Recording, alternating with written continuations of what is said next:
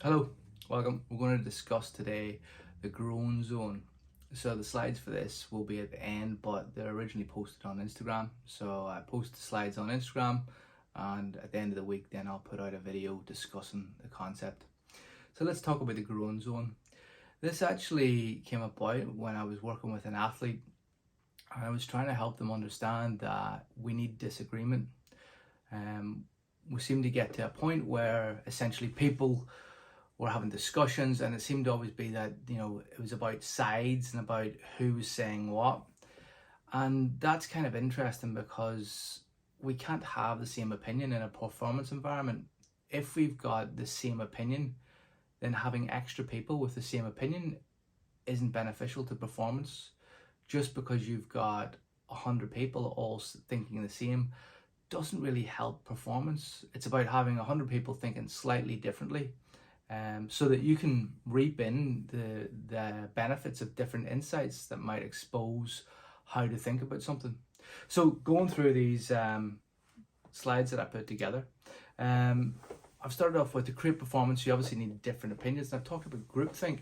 Groupthink is this idea that whenever we all have the same opinion, we end up having the ability to follow a course of action without challenge, and that then results in massive failure because everybody agrees and then you get a massive blindside.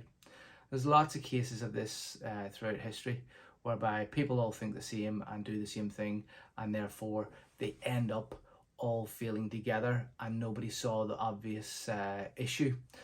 And a good example of that is the financial collapse, is often cited as one in 2008, where I think, was it Lehman Brothers potentially, where people were taking employees who were star performers in one area, saying you performed well here, you'll perform well in this area of the business, and they were just throwing these star performers about the different industry and say succeed here, move to here, succeed there.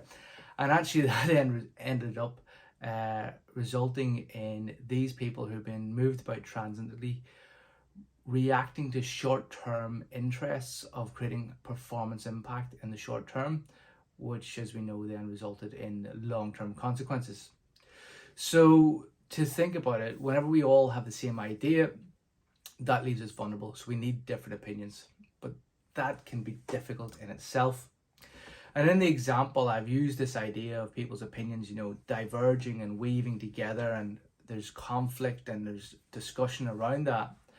However, the other aspect of performance is actually that you get the ability to align to their opinion, understand it, and move with them and explore it.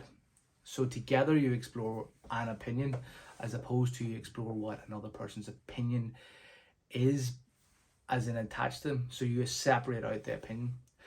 But the idea should be that we should walk into, or wheeling if you're in a wheelchair, into an environment, and we should expect our opinions to be challenged, and we should also help others to understand that their opinions are not their own. They are separate from their identity. Nobody thinks the right thing all the time, and that's a preposterous idea to think that your opinion is somewhat sacred and valid. It's just not true, and it's not a way to conduct a performance environment. So walking into an environment with the expectation of difficult skills or difficult conversations, and that you've got the skills to non-judgmentally explore the extremes of all those views, will obviously benefit it. And a good way to think about this is that you can have a conversation with somebody who has a different opinion from you, and you cannot agree with their opinion. You can understand it and understand why they think that, and you can understand how they've come to that conclusion, but you don't have to offer agreement. You don't have to validate somebody by saying, oh, that's right and that's correct. And in fact, I'd say you don't have to seek validation for your own opinion either. You can understand yours and understand theirs. So performance is really about an understanding game. Is how can you understand someone else as quick as possible so that you and them can discuss the opinion. And if you're in an environment where they're trained to understand somebody as quick as possible, then you're in a really high performance environment. Now, the other thing is that opinions are allowed to change, and that actually should be celebrated. That's a sign of obviously growth and maturity, and it's a sign of learning. So how do we know opinions need to change? Well, we don't We should actually think along the lines of opinions are there and they can be changed whenever we come across new evidence and new understanding, or new ideas that we want to try out, so we can try out new approaches. But if we think that opinions are right or correct and we hold them sacredly, then they're less likely to change, and that's not a performance environment.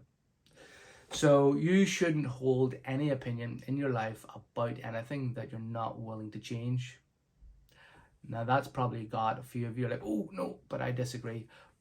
But I guarantee you, I can come up with a hypothetical scenario whereby in a position you would have to change your opinion about a person or about an approach. And if we can't, then actually that says a lot about your thinking being limited by your inability to think about how to change your opinion. So it shouldn't be an opinion that you couldn't possibly change given the right amount of evidence.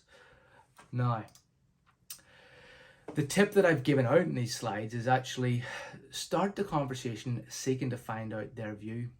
Don't share your view until you can repeat theirs back and they agree you fully understand. So this is the issue within a conversation, and this is the technical skill bit. Whenever we go into a conversation, we generally go, they said this and I said this back. It's a little bit like fractious and frictious where people are trying to like mesh their things together like this. But instead what you want is you want a person to give out their opinion, and then you go, your opinion is this. Okay, and they go, yeah, that's exactly my opinion. Okay, do you think I understand your opinion now? Yeah.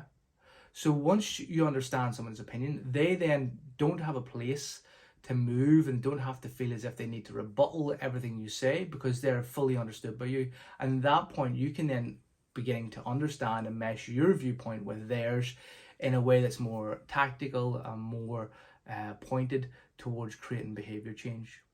So don't share your view. What you think isn't necessarily important. What's more important is how they think, and then how what you think fits in with what they think. The other thing here is that when you share your own view, ask them to critique it. This is my view. What do you think of it? What's wrong with it? How is it good? How is it bad? How is it better or different than your view? When you show that you don't protect your view, it models vulnerability and it models good conduct and good process in conversation, so that they will go, oh yeah, well, what do you think's wrong with my view? And then people can become curious about the views, and they realize that views are being attacked, views are being challenged, views are being held up to the light and shown rigor, but not people. So you value people, you don't value views. You have to find value in views by actually examining them. People are not their ideas. You want to separate out their ideas from them, and you're not your ideas. Your ideas are different and separate, and they change over time. You probably used to believe in Santa Claus, the Tooth Fairy, and some other nonsense, and you've grown up and changed. So you're not your ideas, you're not your views. They change over time, and allowing them to be changed and allowing them to sit outside your identity makes you a very resilient person. Now, a good tip in terms of a language to have a conversation then is, what do you currently think? And that actually allows them the freedom to change a view, because then they're responding with, well, I currently think this. I realize by what you've said, you're not holding my view up as something that has to be right and is attached to my identity. It's giving me the flexibility to change. And similarly, you can model that you have flexibility to change your views by saying, I currently think this. So these phrases create room for performance and insight and the refinement of ideas. And then, I suppose, lastly, what I would say about this is that you've got an opportunity anytime you hear a view that is wrong to ask people to, right, that's a great view, who else holds that view, and pull it out for how do we make this view more robust, and how do we make this view or approach stronger, and where's its weak area? Because there's no view that is 100% perfect. Couldn't possibly be, because if we've actually got a view or opinion about how we approach performance, then that's 100% perfect, then what we're saying is we can't do any better. Right, so the summary of this talk is essentially Views should be taken away from people's identity.